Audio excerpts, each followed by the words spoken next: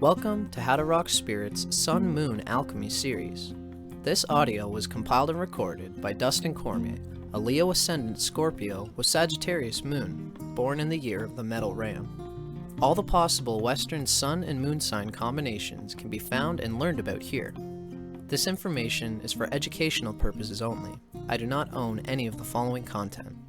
For more astrology lectures and my own Cosmic Consciousness audio lecture series, check out How to Rock Spirit's YouTube channel, where I rap about everything from philosophy and transpersonal psychology, to psychedelic spirituality, to tantric and occult mysticism, and even to Marx and Engels and the materialist sciences. See you there! Sun in an Earth sign. Basically motivated by material needs and practicality. Recharges energy through working with the physical world, being productive, and feeding the senses. The Sun in the Signs, Interpretive Guidelines. Sun in Taurus. Vitality is rooted in earthy physical sensations. Needs to be recognized for reliability and ability to produce. Creative expression results in tangible objects or in gathered resources. Takes pride in possessions, assets, and in one's own stability. Expression of individuality can be hindered by hesitation and reluctance to change. The Moon sign and its element. These notes are also still from Stephen Arroyo's Chart Interpretation Handbook. The element of the Moon sign represents an attunement from the past that manifests automatically, a mode of feeling and being that one needs to be aware of in order to feel inwardly secure and at home with oneself. This element and experiences related to it feed your need to feel right about yourself. This element and experiences related to it feed your need to feel right about yourself. By such modes of self-expression, you are satisfying a deep inner need that can give stability to your entire personality. The Moon's element also shows how you react instinctively to all experiences, with what energy you spontaneously adjust yourself to the flow of life. Moon in Air Signs.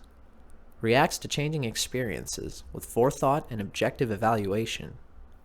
Feels comfortable with self when expressing ideas and interacting socially. Sign position of the Moon. How one reacts based on subconscious predisposition. Moon in Aquarius.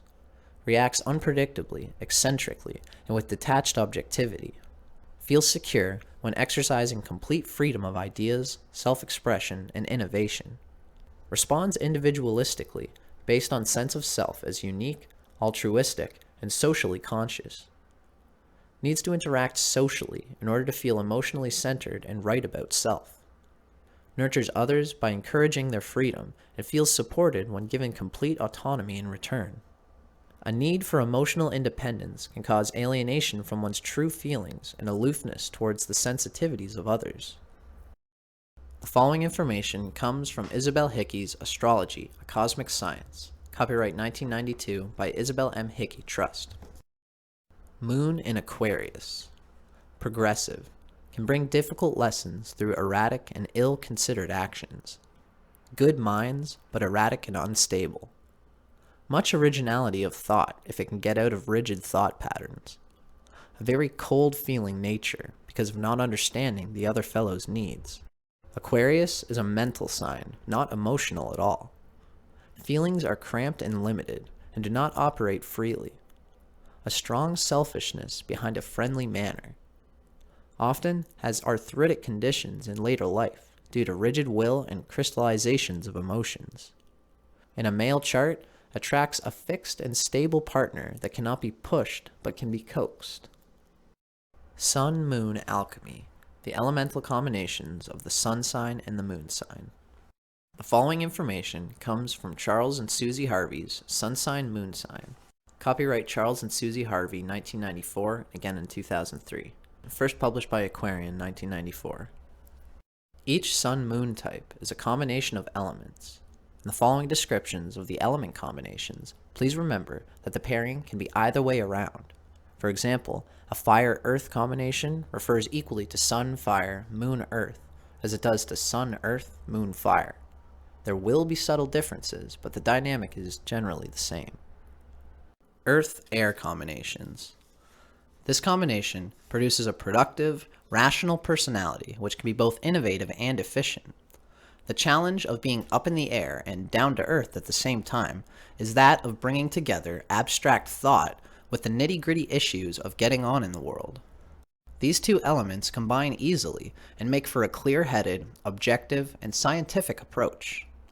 This is the temperament of the practical idealist who observes, thinks, plans a course of action, and then acts.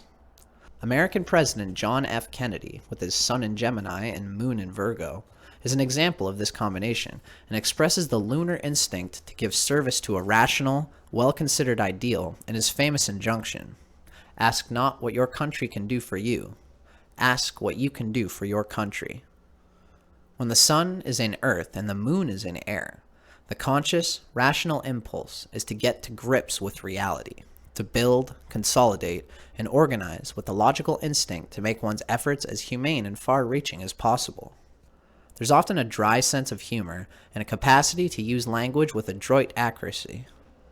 The late American poet Carl Sandburg, Sun in Capricorn, Moon in Aquarius, had a talent for using colloquialisms, which is characteristic of this combination, and his view of slang expresses this down-to-earth communicative ability. Slang is a language that rolls up its sleeves, spits on its hands, and goes to work. Shadow. The earth-air individual is adept at mastering the mundane world, learning how things work and then applying their knowledge in many different and normally useful ways. They can, however, easily lose touch with the less quantifiable things of life, such as emotions.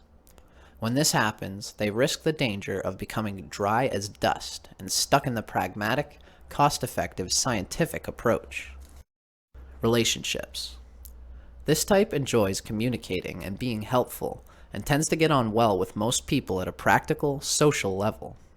They will find predominantly fire and water types either alien or fascinating, but either way, the latter would enable the earth-air person to contact the more mysterious and emotional, irrational parts of their personality. The earth-air individual seeks rational rapport in a relationship, and they're very supportive and adaptable, but they need help in learning how to discover and share their feelings. Male versus female. This is a very androgynous combination, encouraging both the supportive skills associated with natural female roles and the intellectual skills of the male.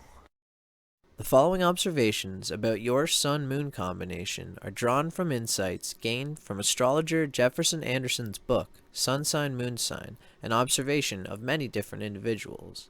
The writing itself comes from Mantak Chia and William U. Wei's Cosmic Astrology. Copyright 2012 by North Star Trust, published by Destiny Books.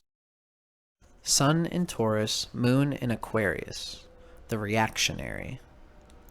Adaptability and originality moderate everything that you approach. You have a hard time making firm emotional ties with others. You try to stay uninvolved and objective about everything all the time so you can appear to be different from others. You are never considered self-important because you are kind, generous, and thoughtful to others. You might feel that you have a special purpose in life like other Taurus Aquarians do. You look almost like a visionary or prophet and seem to have a special soul. This look is in addition to your Taurus look of the strong, determined, and sensual type. You do not merely dream of doing things, you do them. You know yourself well because of self-contemplation, so you are able to communicate well with others. It is a situation of the proverbial know thyself that was made famous by Socrates and others. Psychology, sociology, and politics are just a few of the many areas where your solid knowledge of your own essence can be applied. Social scientists, as well as members of the scientific community at large, have individuals of this combination. You generally work inside the system because you are, in reality, a mainstream person at heart, even though you see yourself as a maverick. For the most part, this is a pragmatic decision because it works as a rule. Before undertaking a project of any kind, you have a tendency to do things like take care of monetary resources because you are ever security conscious like most Taurus people. A gift or legacy to the human race is actually something many Taurus Aquarians people worry about and hope to accomplish. Examples of this going badly are Nikolai Lenin and Machiavelli. You are very flexible and accepting of your romantic partner in spite of being a bit possessive. You are inventive and imaginative in your love life, as with life in general. You tend to have a large sense of your own importance because both of your signs are fixed, and this means you are determined and confident. When things do not go as you planned, you can become temperamental and difficult, again because of your fixed sign aspect.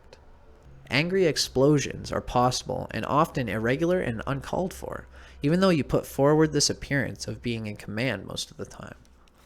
A quick word from Charles and Susie Harvey's sun sign and moon sign. Sun in Taurus, Moon in Aquarius, your greatest strengths.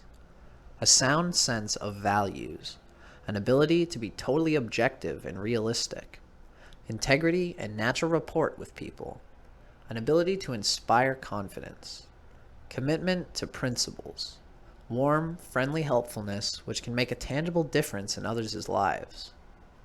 Your greatest weakness, stubbornness and proneness to inertia when things are not going your way, reluctance simply to flow with the moment and let things happen, and overconfidence that can come across as conceit. Image for integration.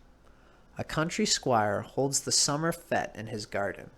All monies raised are divided equally between the 3 charities in the village, the Friendly Farmers Trust, the local Artists Guild, and the Quakers Orphanage.